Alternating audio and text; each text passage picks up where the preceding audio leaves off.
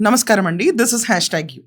రేవంత్ రెడ్డి ఏంటబ్బా, ఎప్పుడు చూసిన వారంకి 3 రోజులు ఢిల్లీలోనే, నెలలో సగం ఇక్కడ ఉంటే సగం రోజులు ఢిల్లీలోనే.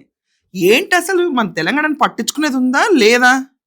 నిజంగా ఇదే కదా మొత్తం అందరూ అడుగుతున్న క్వశ్చన్స్. ఎప్పుడు చూసినా ఢిల్లీ, మొన్న ముంబై, ఢిల్లీ ఢిల్లీ ఢిల్లీ ఢిల్లీ ఢిల్లీ. నరేంద్ర మోడీ వచ్చేమో హంసే జుడియే, ధర్మపురి అరవింద్ వచ్చేమో మాకేం తెలుసు మీ ఇద్దరి మధ్యలో ఏ ఫ్రెండ్షిప్ ఉందో. ఇట్లా నడుస్తుంటే రేవంత్ రెడ్డి ఢిల్లీకి ఎందుకు తిరుగుతున్నాడని చెప్పి ప్రతి ఒక్కళ్ళు రోజుకొక్కసారి ఆయన పైన బండకేసి బాదుడే. ఇంకేమనంటే ఇక్కడి నుంచి ధనం మొత్తం రాష్ట్రంలో పోగేసిన ధనం మొత్తం గోని సంచుల్లోనా లేకపోతే సూపర్ సంచుల్లోనా, దాంట్లో కుక్కేసి రాహుల్ గాంధీకి ఇవ్వడానికి ఆయన వెళ్ళిపోతున్నారు. చెప్పడానికి కూడా ఒక అర్థం ఉండాలి. ఈరోజు తెలంగాణలో he's first CM I guess. అంటే మనం విభజించబడిన తర్వాత ఇది వరకు ఆ జులుం చాగిచ్చే కేసీఆర్ అండ్ కో ఫ్యామిలీ వాళ్ళని పక్కన పెడితే హీఈస్ ద ఫస్ట్ సీఎం.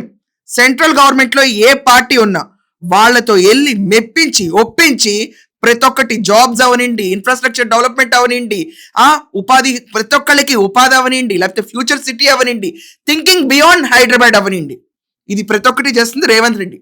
మరి ఎక్కడ చేయాలి? ఇక్కడ సీఎం ఆఫీస్లోనో నా ఇంట్లో కూర్చుని తాపీకి కూర్చుని గెస్ట్ హౌస్ ఫామ్ హౌస్లో కూర్చుని చేస్తే అయిపోతుంది. చూసాం కదా గడిచిన 10 ఏళ్ళు ఎలా ఉన్నాయో. దానికి ముందు మనకి చంద్రబాబు నాయుడు గారు తెచ్చిన డెవలప్మెంట్ చూపించుకుంటూ కేసీఆర్ కేటీఆర్ ఈయన కూడా అదే చేయాలా? అప్పుడు చేస్తే మీకు సమ్మగా ఉంటుందా? హైదరాబాద్ బియాండ్ ఆలోచించకూడదా?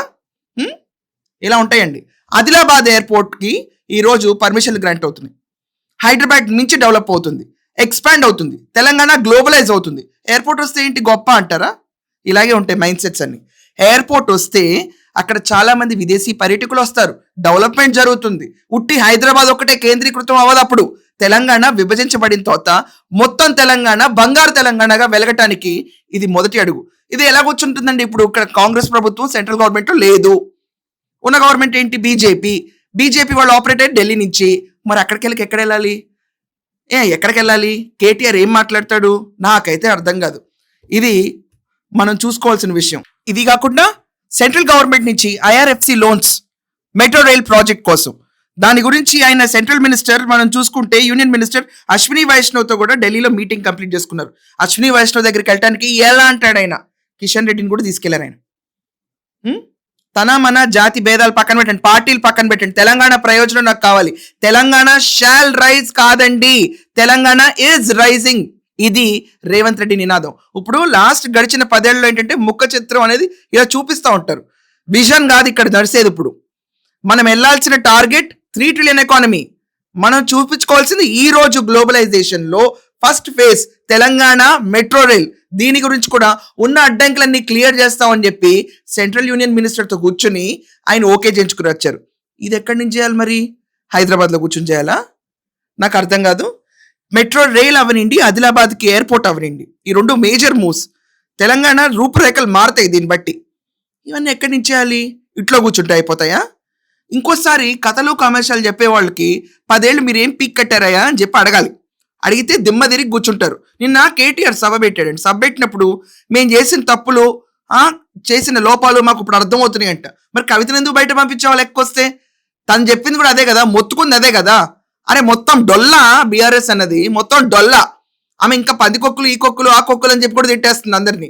అంత డొల్లా ఎంటిటీని పెట్టుకుని నడిపి ఎన్నికలు ఓడిపోయిన తర్వాత ఒక 2.5-3 సంవత్సరాలకి చిన్న దొరక ఎలుగుతుందంట. కానీ ఇప్పుడు రేవంత్ రెడ్డి గారు చిన్న దొరకు కూడా ఆన్సర్ చేస్తా కూర్చుంటే ఆయన టైం చాలా వాల్యుబుల్. ఈరోజు తెలంగాణలో ప్రజల కోసం ఏం చేయాలో ఆలోచించాలి తప్ప రేవంత్ రెడ్డి గారు కూర్చుని ఆఖరికి కేటీఆర్ కోసం కూడా భజన చేసి అతను చెప్పిన దాని గురించి చెప్పాలంటే సమాధానం అట్లా టైం వేస్ట్. ఇది కాకుండా కేసీఆర్ కేటీఆర్కి అసలు నిద్రలేని రాత్రులు తెగ వస్తున్నాయండి. కళలు రావట్లేదు కానీ మెరుపు కళలు మాత్రం తెగ వస్తున్నాయి ఆఫ్ లైట్ తెలంగాణలో. ఎందుకంటే ఈయన ఇక్కడ ఒక ట్రాన్స్పరెంట్ భూభారతి పోర్టల్ అని పెట్టారు. ట్రాన్స్పరెంట్ భూభారతి పోర్టల్లో కేటీఆర్కి కేసీఆర్కి నిద్ర పట్టపోవడం ఏంటని మీరు అనుకుంటున్నారా? అక్కడే ఉంది అసలు కథ. మనం ఆక్రమించిన స్థలాలు, మన బినామీలతో ఆక్రమించిన స్థలాలు ప్రతి ఒక్కటి ఇప్పుడు ఎవరైతే ఒరిజినల్ ల్యాండ్ హోల్డర్ ఉంటారో అదే కాకుండా ప్రభుత్వ భూములన్నింటినీ ప్రాపర్గా లిస్ట్ అవుట్ చేస్తుంది. ఇది ఒక ట్రాన్స్పరెంట్ మెటీరియల్. అంటే మనం ఇది వరకు చూసాం కదండి ధరణి పోర్టల్, అలాంటి అవకతవకలు కాకుండా ఇది భూ పోర్టల్ ప్రాపర్గా ఉంటుంది దీంట్లో. సో బినామీల పేరు మీద ఎవరైనా ప్రభుత్వ భూములు కబ్జాలు పెట్టినా ఏం చేసినా ప్రాపర్ స్క్రూటినీలో వచ్చి రియల్ ఎస్టేట్ దందాలు చేద్దాం ప్రభుత్వ భూమి పైన అందరికీ ఇది ఒక పెద్ద నిఘా కింద అయిపోయింది. ఈ దెబ్బకి నిద్రలేని రాత్రులు, రేవంత్ రెడ్డి గారు ఢిల్లీకి ఎందుకు పోతున్నావు అంటే ఇవన్నీ తీసుకురావటాలు. ఇది కాకుండా హైదరాబాద్ తెలంగాణ ఒక మోడల్ స్టేట్ కింద ఎస్టాబ్లిష్ అవటం, ప్రతి చోట దీని గురించి డిస్కషన్ అవటం, జై తెలంగాణ అనే నినాదాన్ని ముందు తీసుకెళ్తున్నారు. నాట్ జై రేవంత్ రెడ్డి, జై తెలంగాణ నినాదం ముందుకెళ్తుంది. ఈ రోజు హైదరాబాద్ ఇస్ మోస్ట్ హ్యాపెనింగ్. ఉట్టి హైదరాబాద్ కాదు, మొత్తం తెలంగాణ షుడ్ హ్యాపెన్ అని చెప్పి రేవంత్ రెడ్డి కంకణం కట్టుకుంటే, లేదు వచ్చి మా పెద్ద దొర బాపు ఫామ్ హౌస్ లో కూర్చొని పని చేయకుండా నువ్వు ఢిల్లీ పోతున్నావు ఏంటి దొర అని వీళ్ళు గింజుకుంటున్నారు. సో మీ ఒపీనియన్ ఏంటి? రేవంత్ రెడ్డి గారు ఢిల్లీకి సంచులు మోసుకెళ్తున్నారా లేకపోతే తెలంగాణకి అభివృద్ధి మోసుకొస్తున్నారా? దీనిపైన మీ ఒపీనియన్స్ ఖచ్చితంగా కమెంట్స్ లో రాయండి. That's all for now. Thank you.